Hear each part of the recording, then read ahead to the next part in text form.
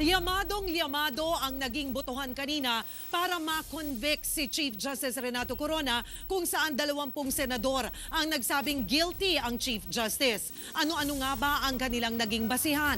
Para sa latest aksyon sa Senado, may live report si Mayan Los Baños. Mayan. Cheryl, matapos ang 44 na araw ng paglilitis, nagbabana ng hatol ang impeachment court.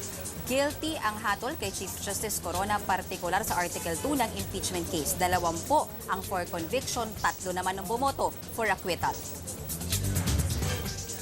Sa Article 2 ng impeachment case laban kay Chief Justice Renato Corona, unang nagbotohan ng mga senator judge. Kaugnay ito ng hindi raw pagdeklara ni Corona ng lahat ng kaniyang kayamanan sa kanyang Statement of Assets, Liabilities and Net Worth o SALN. Buena mano si Senador Edgardo Angara na bumoto ng guilty. This willful and deliberate omission, together with the magnitude of the amounts involved, amounts to culpable violation. For this reason, Mr. President, I find the respondent guilty. Not guilty naman ang hatol ni Senador Joker Arroyo. Hindi raw maisip ni Arroyo na matatanggal sa pwestong isang punong maestrado dahil lang sa kakulangan ng kanyang SALN.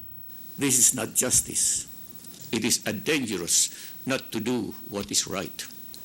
When soon we shall stand before the Lord, I vote to acquit. Thank you. Nakapuntos namang muli ang prosekusyon sa magkapatid na Senador Alan at Pia Cayetano. Hindi raw katanggap-tanggap na dahil lang nakadeposito bilang dolyar ang yaman ni Corona ay hindi na ito idedeklara sa SALN. Hindi ko rin po matanggap ang interpretasyon ng 80 million na aminado niyang hindi dineklara or part of it ay hindi dineklara ay ipapaliwanag niya sa pamamagitan lang ng isang kwento na wala siyang isasubmit sa atin na ebidensya. Hindi rin kumbinsido si Senadora Pia Cayetano sa depensa ni Corona na confidentiality clause ng Foreign Currency Deposit Act. Hindi rin daw birong umabot sa $2.4 million ang hindi na isama sa SALN ng punong maestrado. Pag nawala po ang tiwala ng taong bayan, dapat po bumaba na sa pwesto. Sa gitna naman ng pagpapaliwanag ni Senador Miriam Defensor Santiago ng kanyang boto, muli niyang nasabon ang prosekusyon sa anyay baluktot na paglarason sa kaso. Sa mga argumento na the Foreign Currency Act violates the Constitution, I was already hoping with all my heart that God would strike me dead. Mabuti pang mamatay ako bilang isang abogada nang sa makikinig ako ng mga rason na ganon. Git ni Santiago, hindi impeachable offense ang kulang na pagdedeklara sa SALN ng isang opisyal. Galit kayo dahil ginamit ko ang salita na kagaguhan? I repeat, kagaguhan yan. Hindi raw ito mayahambing sa high crimes gaya ng treason o bribery. Tanong pa niya, bakit daw ba naglilinis-linisan ng ilang opisyal tungkol sa pagpa-file ng SALN? Panginoon, bigyan mo ako ng sapang buhay at imbestigahin ko lahat. Isa-isa. Dito sa Senado at sa House of Representatives, tignan natin. Pati sarili ko, imbestigahin ko.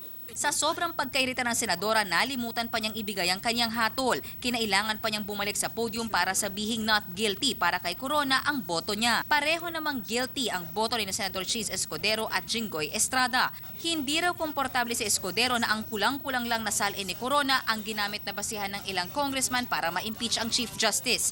Pero walang dudang nagkamali raw si Corona sa pagtatago niya sa kanyang malaking peso at dollar accounts. Ganun pa man, pinuri ni Escudero si Corona sa matapang nitong paghahain ng waiver para bulat-latin ang kanyang dollar deposits. Ika nga ni Congressman Fariñas, kung di natin pinapalusot si Chief Justice Corona, pues tayo din wag nang magpalusot. Wala akong pag-aalinlangan ngayon nang nasasakdal ay nagkasala at lumabag sa itinadhana ng ating salikang batas. Sa wikang Ingles, in my eyes, he is guilty. Guilty rin ang boto ni Senadora Loren Legarda. Katwiran niya kung ang isang simpleng clerk of court ng Davao RTC na si Delsa Flores ay napatalsik sa pwesto dahil lang sa SALN, bakit hindi ang Chief Justice? Samantala, Cheryl, isa pang bumoto for acquittal ay itong Senador Bongbong Marcos. Samantala, isa-isayin natin yung ilan pa sa mga senador na bumoto naman for conviction. Yung isa na Senador Drilon, Gengona, Unasan, Lacson, Lapid, Osmeña, Pangilinan, Pimentel, Recto, Revilla, Soto, Trillanes, Villar at si Senate President Enrile.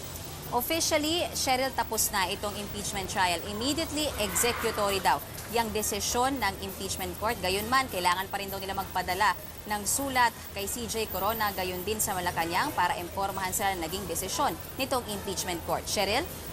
Maraming salamat, Mayan Los Baños. Nagulat live mula sa Senado.